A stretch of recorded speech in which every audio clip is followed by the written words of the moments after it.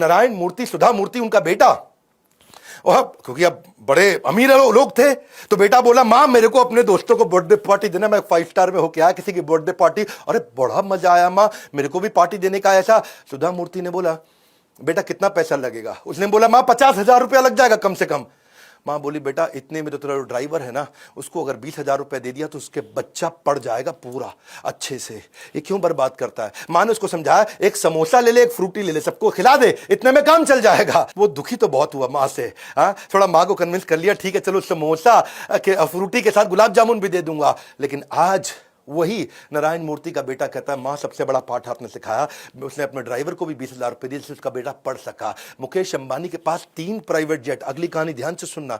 Isha Ambani London में पढ़ रही थी, वहां दोस्तों पे बिल्कुल ऐसा बोल पड़ी, वहां पे थोड़ा किसी ने उसको छेड़ा, तंग किया, बोला प्राइवेट जेट आएगा मेरा छुट्टियों में मेरे को लेने के लिए। समझ गया अंबानी की लड़की हूं। ये बात मुकेश अंबानी तक पहुंच गई।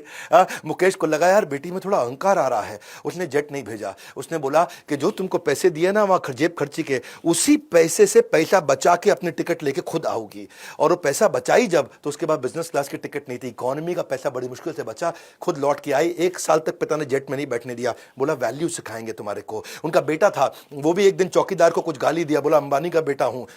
जब मुकेश अंबानी को बात पता चली, उसने चौकीदार को ढूंढा, पता लगाया उसके बारे में, सारे परिवार को इकट्ठा करके चौकीदार को बुलवाया, वहीं माफी मंगवाई उससे। बोले कि हमारे को वैल्यूज सिखानी है ये, और क्या पैसे की भी वैल्यू और वैल्यूज की भी वैल्यू।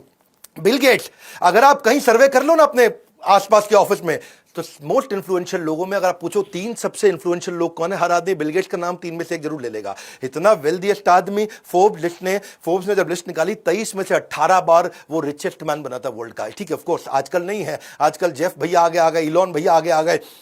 तो एक बार जो है ना ये एक सर्वे किया, एक एक्सपेरिमेंट किया कि बिल गेट्स इतना अमीर आदमी है, अगर सड़क पे पैसे गिर जाए उसकी जेब से तो कितना पैसा होगा कि वो झुक के उठाएगा। क्या कितना पैसा होगा कि वो झुक के उठाएगा?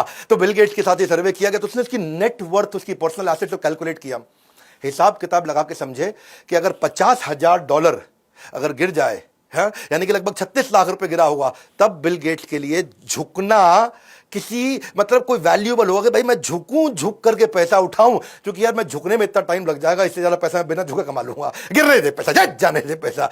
वो तो ये बोला कि $50,000 अगर एक साथ हो तो उठाएगा, थोड़ा फैला हुआ हो तो फिर वो उसको भी नहीं उठाएगा। क्यों? क्योंकि इतना पैसे वाला आदमी, और इतना पैसे वाला आदमी, अब बताता हूं वो क्या करता है। उसकी बेटी एक बार रेस्टोरेंट गई और वहां जाकर के टिप देके आई $500 की। बेटी टिप देके आई $500 की, पिता भी उसी रेस्टोरेंट में गया और वहीं खाना खाया, उसी टेबल पे खा के आया, वो $5 की टिप देके आया। तो वेटर बोला आपकी बेटी $500 दिया, आप तो सबसे अमीर आदमी दुनिया के, आपने $5 ही दिया। उसने बड़ा सिंपल तरीके से बोला देख भाई, वो दुनिया के सबसे अमीर अरबपति की बेटी है और मैं एक साधारण स्कूल के मास्टर का बेटा हूं।